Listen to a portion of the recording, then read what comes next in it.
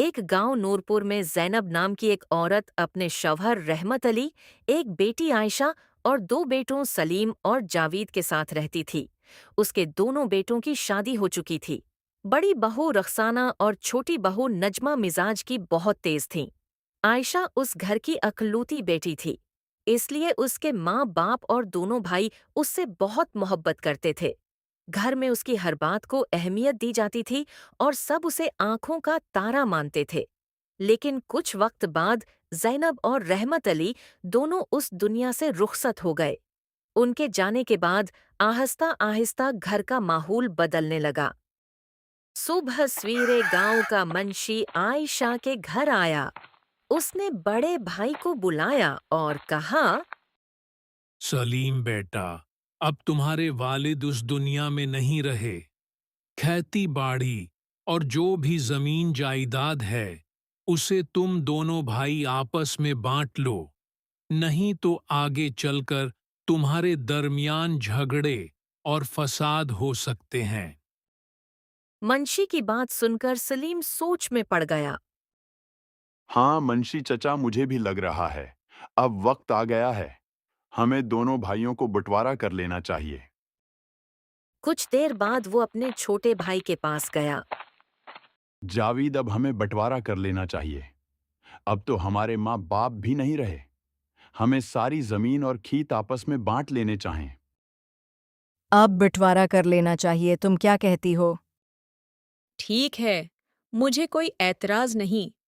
हम तैयार हैं, बस हमें भी हर चीज में बराबर का हिस्सा चाहिए। हाँ हाँ, बंटवारा अब हो जाना चाहिए ताकि आगे चलकर हमारे दरमियान झगड़े न हों। थोड़ी देर में बंटवारा हो गया। दोनों भाइयों ने जमीन के कागजात आपस में तकसीम कर लिए। बंटवारा तो हो गया, लेकिन अब आयशा किसके हिस्से में आएगी? आयशा को तो आप लोगों के पास ही रहना चाहिए। आप बड़े हैं, बहन की जिम्मेदारी उठाना आपका फर्ज बनता है। जब तुम लोग हिस्सा बराबर लेकर बैठे हो, तो हम अकेले आयशा का खर्च क्यों उठाएं? अब हम उसे आधा आधा रखेंगे। एक वक्त का खाना तुम देना, एक वक्त का मैं दूंगी। हाँ ठीक है, दिन का खाना आयशा आपके पास खाएगी और रात का मेरे पास। ऐसे ही हम उसे आधा आधा रख लेते हैं। आयशा सब कुछ खामोशी से सुनती रही। सब तय हो जाने के बाद वो चुपचाप अपने कमरे में चली गई। दीवार पर लगी अपने माँ बाप की तस्वीर को देखते ही उसकी आंखें भर आईं और वो गुजरे दिन याद करने लगी। आयशा हमारी इकलौती बेटी है। उसकी शादी हम बड़े घर में धूमधाम से करेंगे। हाँ अबाजी, हम अपनी बहन की शादी में पूरे गांव को मज़ेदार खाना खिलाएंगे। ढोल बाजों के साथ ऐसी शादी करेंगे कि सारा गांव याद रखेगा। हम अपनी बहन को सारी खुशियां देंगे, कोई कमी नहीं छोड़ेंगे। माँ, अबा आपके जाने के बाद ये सब क्या हो गया? जो भाई पहले मेरी शादी में पूरे गांव को खाना खिलाने की बात करते थे, आज वही मेरे खाने का वक्त बांट रहे हैं। कोई कहता है सुबह यहाँ खाना मिलेगा, तो कोई कहता है रात वहाँ। इसी रात बड़ी भाभी रखसाना और छोटी भाभी नजमा बैठक में बैठी बातें कर रही थीं। नजमा, बंटवारा होने से हमारा फायदा हो गया। अब हमें आराम मिलेगा। हम आयशा को मुफ्त का खाना थोड़ी न खिलाएंगे। अगर खाना चाहिए तो काम भी करना पड़ेगा। हाँ बिल्कुल, आपने सही कहा। अब हम सारा दिन आराम करेंगे और अपने सारे काम उससे करवाएंगे। अगली सुबह रखसाना ने आवाज दी, आयशा, क्या तुम्हें सुनाई नहीं देता? ये सारे बर्तन ले जाओ, दरिया किनारे जाकर अच्छी तरह धो कर लाना। आयशा रखो, मेरे भी सारे कपड़े ले जाओ और अच्छी तरह धोकर लाना। दोनों भाभीयों ने कपड़ों का बड़ा सा ढेर उसके हाथ में दे दिया। आयशा चुपचाप वो ढेर उठाकर दरिया की तरफ चल दी। कुछ दूर एक बूढ़ा आदमी खड़ा था जो उसके वालिद का पुराना दोस्त था। वो सब कुछ देख रहा था। हाय बेचारी आयशा, इन लोगों ने उसका क्या हाल कर दिया है। जब उसके माँ बाप जिंदा थे तो उसे शहजादी की तरह रखा जाता था। अब उसकी जिंदगी तब ही बेहतर हो सकती है जब उसकी शादी हो जाए और ये इस घर से चली जाए। वही बूढ़ा उसी वक्त आयशा के घर गया। सलीम, जावीद, रखसाना और नजमा सब आंगन में बैठे थे। सलीम जावीद, अब आयशा की शादी की उम्र हो चुकी है। उसे ज्यादा दिन ऐसे रखना ठीक नहीं। तुम्हारे वालिद मेरे खास दोस्त थे, उसलिए मेरी राय है कि उसकी शादी किसी अच्छे घर में कर दो। हाँ, बात तो सही है। अब शादी कर देनी चाहिए। लेकिन अगर अच्छे घर में शादी करनी है तो खर्चा भी ज्यादा आएगा। तुम बताओ, क्या तुम बराबर हिस्सा दोगे? बराबर क्यों? आप बड़े हैं तो ज्यादा हिस्सा आप दें। ऐसा क्यों? जब हिस्सा बराबर लिया है तो खर्चा भी बराबर होगा। मैं अकेला सारा खर्च नहीं उठाऊंगा। इसी दौरान दोनों बहुएं भी बोल पड़े। अगर अमीर घर में शादी करोगे तो सोना चांदी और बहुत खर्च होगा, और अगर गरीब से करोगे तो खर्च कम होगा। इसलिए जाकर किसी गरीब लड़के से रिश्ता तय कराओ।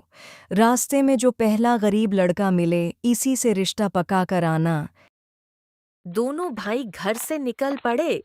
कुछ दूर उन्हें एक गरीब बूढ़ी औरत नजर आई। वो दवा की दुकान के बाहर खड़ी बात कर रही थी। वो कह रही थी, 2 साल हो गए मेरे बेटे के साथ हादसा हुआ। वो अब चल नहीं सकता। इसकी शादी की उम्र भी गुजर रही है। सलीम ने कहा, जावेद वो लड़का न चल सकता है, न काम कर सकता है। क्यों ना उसी से आयशा की शादी कर दें? हाँ भाई, खर्च भी कम होगा। सलीम और जावेद ने बूढ़ी औरत से कहा कि हम आपके बेटे की मदद करना चाहते हैं। वो बूढ़ी औरत उन्हें अपने घर ले गई। अंदर एक बीमार लड़का चारपाई पर बैठा था। तुम्हारा नाम क्या है? मेरा नाम उमरान है। तुम हमारी बहन से शादी कर लो। हमारी बहन खूबसूरत और बाखलाक है। आपकी बहन की जिंदगी बर्बाद हो जाएगी। मैं न चल सकता हूँ, न काम कर सकता हूँ। दोनों भाई इसरार करते रहे। आखिरकार लड़के की माँ राजी हो गई और वहीं रिश्ता तय हो गया। घर आकर उन्होंने कहा, लड़का मिल गया है। 2 दिन में शादी कर देंगे। मगर आयशा को न बताना कि वो चल नहीं सकता। 2 दिन में शादी हो गई। आयशा को कुछ मालूम न था। ससुराल पहुंचकर जब उसने अपने शवहर को देखा तो सच्चाई जान गई कि वो चल नहीं सकता। उसका दिल टूट गया, मगर उसने कुछ न कहा। उसकी सास ने कहा, बेटी, हमारे घर के पास एक बड़ी मस्जिद है। वहां जाकर दुआ मांग आओ। कहते हैं सच्चे दिल से मांगी गई दुआ कबूल होती है। आयशा मस्जिद गई, रो रो कर दुआ की। घर आकर जब उसने सामान खोला तो बासी मिठाई का डब्बा नोटों से भरा हुआ था और फटे कपड़े कीमती लिबास में बदल चुके थे। वो हैरान रह गई। उसने किसी को कुछ न बताया और उन्हीं पैसों से अपने शवहर का इलाज करवाया। आहिस्ता आहिस्ता उमरान ठीक हो गया और मेहनत करने लगा।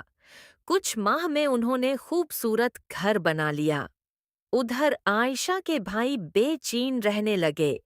आखिर वो उसके ससुराल पहुंचे और महल नमा घर देखकर हैरान रह गए। अंदर जाकर सास ने कहा, ये सब आप लोगों की दी हुई रकम से हुआ है। भाइयों के चेहरे जर्द पड़ गए। उन्होंने सच कबूल कर लिया कि उन्होंने कुछ नहीं दिया था, बल्कि बासी मिठाई और फट्टे कपड़े दिए थे। आयशा ने सच बताया कि ये सब खुदा का करम था। उसने कहा, मैंने झूठ इसलिए बोला ताकि आप लोगों की इज्जत बच जाए। सब शर्मंदा होकर मुआफी मांगने लगे। आयशा ने कहा, मुझे आपसे कोई शिकायत नहीं। खुदा ने मुझे मेरे हक से ज्यादा दिया है। बस आइंदा किसी के साथ बरा मत करना। जो सच्चे दिल से खुदा पर भरोसा करता है, खुदा उसकी तकदीर खुद लिखता है। इसलिए हमेशा नीयत साफ रखनी चाहिए।